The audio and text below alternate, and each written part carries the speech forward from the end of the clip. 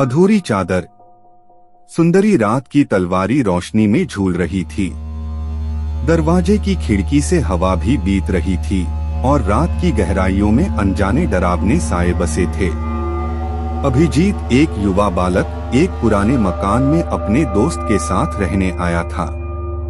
वहां बसने से पहले उसने सुना था कि उस मकान में भूत प्रेत होते हैं, पर उसने इसे ध्यान नहीं दिया।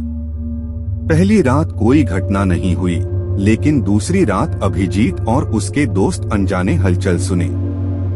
रात के आधे तारे भी उस मकान में अंधेरे को जगमगा रहे थे। अभिजीत अपनी चादर से अपनी मुंदड़ी को ढक लिया और सो गया। 1 घंटे बाद अभिजीत को लगा कि उसकी चादर से उसके पैरों की भी हलचल आ रही है। वह सोने का बहाना बनाकर नीचे की ओर देखने लगा। वहां एक हथियार रखा लिखा हुआ था, जो मेरा है वह मेरा ही रहे।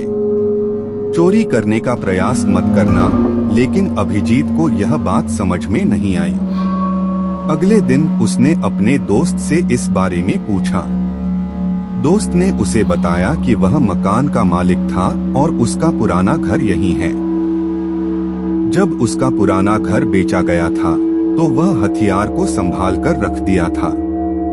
अभिजीत ने उसे हथियार का उल्लेख किया।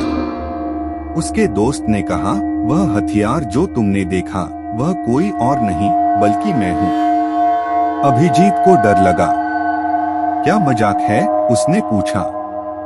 नहीं, मजाक नहीं, उसके दोस्त ने कहा। मैं अपने घर वालों की याद रखने के लिए उसे यहाँ रखा है। अभिजीत ने उसे समझाया कि वह वापस अपने घर जाना चाहता है, लेकिन उसके दोस्त ने राजी नहीं हुआ। अभिजीत ने उसे देर से बुजुर्ग मकान का रहस्य समझा, जहां उसके दोस्त बसता था। प्रत्येक रात उस हथियार ने उसके पैरों की ओर हलचल की थी। जब अभिजीत ने उसे समझा दिया, तो उसके दोस्त ने एक रात उसे अपने पुराने घर का पता दिखाया। जब वह वहां पहुंचा, तो वह समझ गया कि उसके दोस्त की पूरी परिवार ने उसे बुजुर्ग मकान में छोड़ दिया था। वह हथियार वहां रखा हुआ था ताकि उसके दोस्त की यादें सदैव ताजा रहें। इस कहानी से हमें यह सीखने को मिलता है कि बुजुर्गों की सुनी हुई बातों को ध्यान से सुनना चाहिए और उनकी यादों को समझना चाहिए। वे हमारी जिंदगी में अनमोल होते हैं और हमें उनका सम्मान करना चाहिए।